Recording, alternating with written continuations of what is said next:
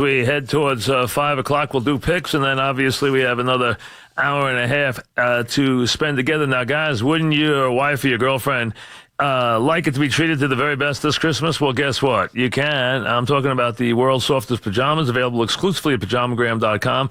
That's pajamagram.com, created by a team of dedicated pajama experts. The world's softest pajamas are lighter than a cloud and softer than a bunny. They're like cashmere, only better. She'll love the way they feel. You'll love the way they look, and they'll also make you relax a little longer. The world's softest pajamas are available only at pajamagram.com. Visit today. Surprise her this Christmas, and remember, you don't have to wrap them. They come wrapped, and you don't have to worry about whether they'll get there or not. They guarantee delivery. They're good at that. They've been doing it a long time. Pajamagram.com, 1-800-GIVE-PJs, 1-800-GIVE-PJs. Check it out on the fan as we head through this Friday. Now, no need to wait until the end of the year to get the best deals from Security Dodge. They'll beat any written deal, anytime, any day, anywhere. Your choice. Lease is only $299 a month with zero down, including Jeep Grand Cherokee Limited, Dodge Durango GTs, and Jeep Wranglers Unlimited. Plus, get 25% off all new 2017 Rams in stock now at Security Dodge, Chrysler, Jeep, Ram, and Amityville during the Big Finish event. All right, let's get to some calls here. I see a bunch up. Bill in Newark. What's up, Bill? Hey, it's just, hey, Mike. Pleasure to talk to you. What's up, Bill? You know, big Yankees fan. It was always great tuning in to listen to you talk about the Yankees. It was like that was the mic up in the studio. But when you used to go into some of your spontaneous talks about historical things, or when I was listening to you during the 9/11 tragedy, or even something more trivial like The Sopranos, those were the times I felt like I was sitting across the table from you, having a cup of coffee. And those were the moments that I used to encourage people to listen to your program for. I used to say, you know, it's more than sports. He's knowledgeable on so many other things as well. And I just wanted to thank you for all those times. Well, thank you. I wish you well. Thank you very much. Ben in New Hampshire. What's up, Ben? Hey, Michael. Listen, you have no idea. For years, I have listened to you, and I'm a New York sports fan. My family was from Connecticut, but I settled in New Hampshire. And I've listened in the garage to the fuzz and listened to you and the dog go. I want you to know that there are sports fans that are here that are into sports because of you. And I thank you for what you've done, your input. Look, Giants, Yankees, Knicks, Rangers, we're fans. And we're here, and thank you for bringing that to us. Thank you, Michael. Well, thank you. Have a wonderful career. Thank you. Good luck with your family and your life, brother. Thank you very much. Thank you for the call. Sean in Connecticut. What's up, Sean? I think I speak for many saying thank you for keeping me entertained while driving for most of the last 3 decades. I got a couple things quickly. Bob Gell put me on the air with you the first time you were at the Wolf Den in Mohegan Sun after the Yankees Pink Cadillac World Series in '96. I did impressions in front of you and Dog. I remember that, yes. That was great, so thank you so much when I was the PA announcer for the Yankees minor league team. Wait, my son and I... You still do that or no? Yep, I still do that. Sort of like Sour Shoes, but I don't call in right. Bombard your show with it. My son and I won your Delta tickets when you were so generous when you used to give them out back in the old days when you had the front row seat, so thank you for that. Thank you. And the last thing, in '98 when the Yankees and Scott Brocious won in San Diego, you guys did a trivia contest to win the trip out there, and I got to the last question, and I didn't know that Hal Smith hit the tying homer for the Pirates in the 8th inning, and you were trying to help me by saying, say a name, say any name. And I didn't know what that meant. You were trying to get me to say Smith. Right. But well, thank you for that. But thank you so much thank you. for all the entertainment. Thank you very much. Artie in Ramsey, New Jersey. What's up, Artie? Hey, Mike. Just wanted to say it was an honor to call you on your last day. I got 3 kids who always said it would be something to always call in. So to say I called in on your last day is a pleasure. One of the things that I used to love about you is that you talked about the NFL today and the Brent Musburger looking live at whatever those locations were. Right. As a kid growing up, one of my things was Tom Brookshire and Pat Summerall for CBS. Absolutely. Yes. Kirk Gowdy and Al DeRogatis on NBC for the AFC. Yep. So just a question, in terms of NFL broadcast teams, what do you think is one of the top of all time in terms of NFL broadcast teams? I said Gowdy and Al DeRogatis and Madden and Summerall. It would be the 2. that would stand out. I think Madden, Summerall and Madden, I think people like, as the team because of Madden's obviously what Madden became. But I always thought the Gaudy Al DeRogatis team, I like that a lot too. There was a lot of great announced teams out there, no question about it. But those would be the ones that stand out to me. There's been, like I said, a good deal of them, but that would be it. Frank in Long Island, what's up, Frank? Hey, Mike, how are you? Good. Thanks. What's It's happening? an honor to be on with you with your last show. Yes. The reason I'm calling, my buddy across the street, he was a NYPD detective in the 105 precinct, and he just passed away from 9/11 cancer. So, my condolences. we've been dealing. Thank you, Mike. I appreciate it. He was just a big fan of you guys and the Yankees, so I hope they do something special for him. And congratulations again for you. Thank you, and thanks, and my condolences for his passing. Matt in Belmar, what's up, Matt? Hey, Mike, how's it going? It's great talking to you on your last day. Thank you. Thanks for keeping us all entertained the past, nearly 30 years on the radio and everything. And I just wanted to say one of my favorite things was your summer events down at Bar A, and hopefully, you could keep doing something like that. Well, yeah, that was always an enjoyable day. It's such a different day. It was such an immense crowd. I mean, the crowd was always loving it so much. I mean, that was always a great day. It really was. It was, it was a tough show to do, but from a standpoint of a lot of different things. But it really was a very enjoyable show. It really was. Frank in Elmwood, what's up, Frank? Mikey. Yes, Frank. How you doing, brother? Good. How are you? Oh, listen, retired New York City fireman. Just want to say, a lot of people don't realize this, but and I just want to say that you've done so much for the fire department, especially around 9/11, everything like that. A lot of people don't even know that, so I just want to let everybody know this. Okay. Well, thank you for that, Frank. I've been, anything I've done with them has been an honor for me to do it. I've hosted their 9/11 breakfast every year in September. This year we went to the firehouse, so I've done something with them. I've done plenty with the police too. I've been honored to do every part of it. So it was my honor to do it. Jim and Ramsey, what's up, Jim? Hey, Mike. Thank you for all the years. Thank you. Your friends at themikefrancesa.com. Mm-hmm. Wish you the best. Oh, thank you. I always flash back to the Jimmy V interview you and Chris did. I think at that time. We all knew that he was terminal.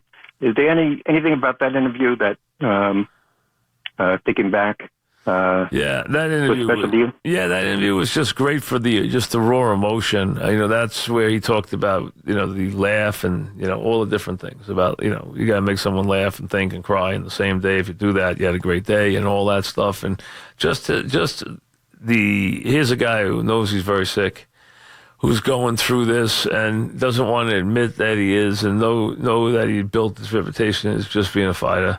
But again, not being able to fight or not having the ability to do that, from a standpoint of just where he was in his, in the stage of his life that he knew it was a futile effort, but he gave everything he had. I mean, he knew that right from the beginning that the determination had been made that he didn't have very long, but he wanted to be able to go out and be vocal. He was in a lot of pain.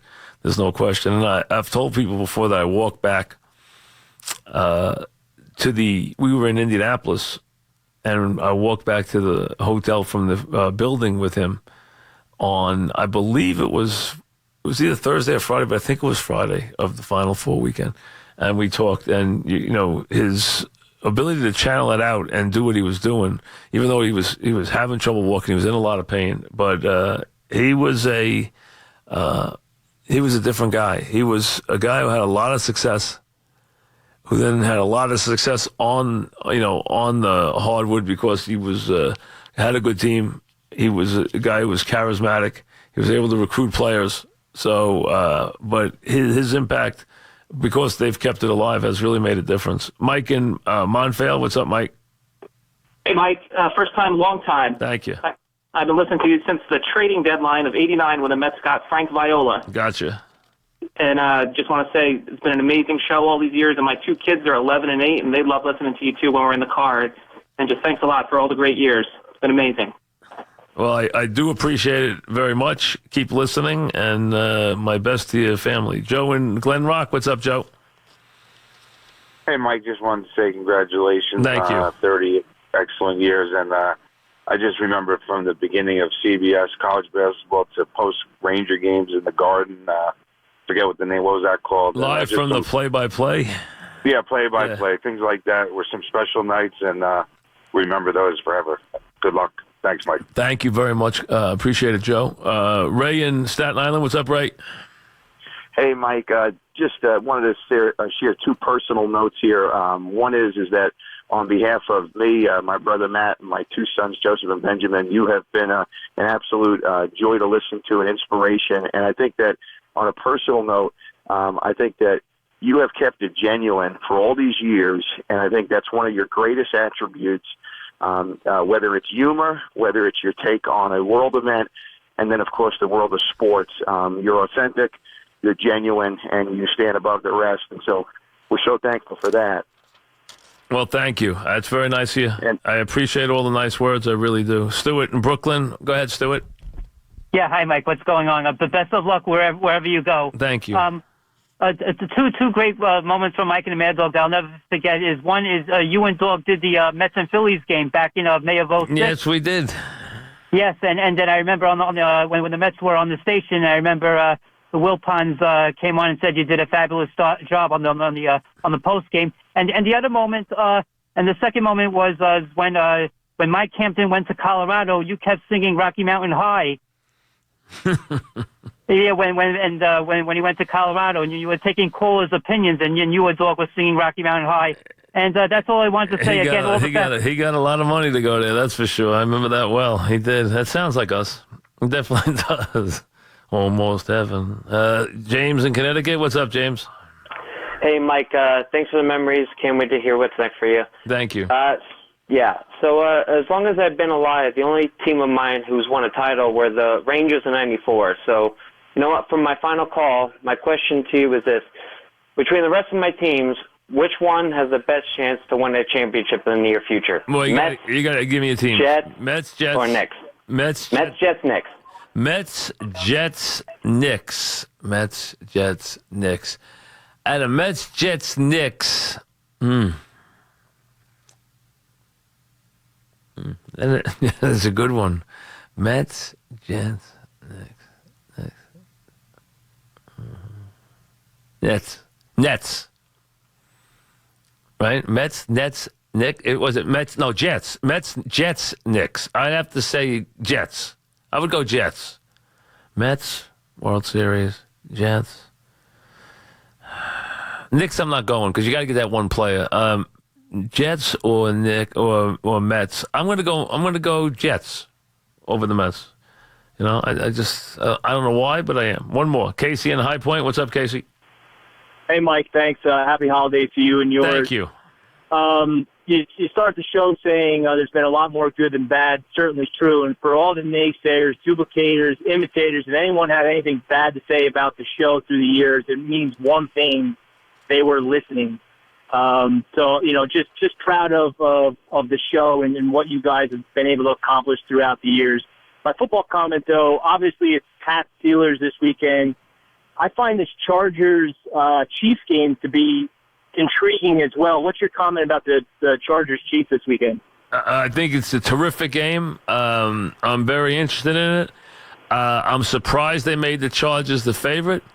I think that's an bit of a reach. I think that they're on a lot of people on that Charger bandwagon right now. But I thought the Chiefs did some good things last week. I'm a little worried about a couple of parts of the Chiefs that scare me. But overall, I think it's going to be a heck of a game. I think it's going to be a very good game, very competitive game. And I think it's a very interesting game for prime time. Tomorrow night, I think it's excellent. I think it's a really good game and obviously an incredibly important game. Jeff in Manalapan, what's up, Jeff? Hello? Yeah, Jeff, what's happening? How you doing, Mike? Good. first-time caller, listening to you from day one when you worked with Eddie Coleman in the morning. Right. Never once called in, but listened to probably 99% of your shows from the day you started. Well, thank you. Big-time fan. Just wanted to throw my 2 cents in and say good luck to you, and going to miss you. Listening to you, I'm a salesperson. I've been in the car for 30 years, in and out of sales calls, and you got me through my day. And I really missed this year when you didn't do the NFL show on Sunday, because I always look forward to cooking breakfast for my 2 boys who are in high school, listening to your show on the radio in the kitchen with all the insight you gave us for the day, for the football for the day. And we're so glad to hear it again last Sunday. Thanks. And I just wish you a lot of luck. And thanks, big-time Jeff. fan, and good luck to you and your family. Thank you very much. And as we approach 5, this will be. This is your. Are you staying around to do the 6 o'clock? Nope, you'll have Bob at 6, but I'll be here. Okay, you'll have Bob at 6. Okay, so this will be my last update with you, since we won't do the 5:20 or 5:40. So this is it as we approach 5 now. So as I said yesterday, you've been with me from the beginning. You've been with me on weekends. I mean, you did hightail it out of here sometimes to go do Army and get beat 80-1, 80-20 or something. And you look at Army. Army won 9 games already this year. They didn't win 9 games for the decade you were there. I mean, the problem with Army was they had to get you out of the program. I mean, I'm telling you, you were like a germ to them. I mean, it was unbelievable. I mean, it's unbelievable. I'm telling you, they've won 9 games this year. They didn't win 9 the whole decade with you. I mean, I'm serious. It came pretty close. The first 4 or 5 years. Oh. They were unbelievable. They never won. In 2003, it was 0-13. So look at them now. They're world beaters. They're beating Navy. They got the whole thing going. But they can't blame it on you, because, look, you haven't dragged this show down at all. We've been able to be very successful, and we've had you here the whole time with us every step of the way. So you can that's what you can say to the Army naysayers. So listen, thanks. I want to say thank you to Mink for everything. We're with you a long, long time. I'll come over and we'll watch TV. We'll set up those snack tables downstairs in the basement, and we'll go. We'll watch a little television or something. Okay, There you know that. Have you figured out how to work your Apple computer yet? 3/4 of it. I do not know the TV portion of it yet. His Apple iPad, which is what I got him, an Apple iPad, which I said he would never use. But oh no, I've already used it on games and prepping game notes and things like that. You already got it. So you have it working. Right, I have it working. You can watch TV on there. You can watch anything on there. Yeah, that part I haven't gotten to yet. Yeah, because you have to pay for that too. That's the thing. We're learning how to do this in stages. Who's teaching you? My daughter. All right, good. All right. Well, listen. Well, thank you, Mink, for everything. Here for the last time on this program with me is the Mink Man.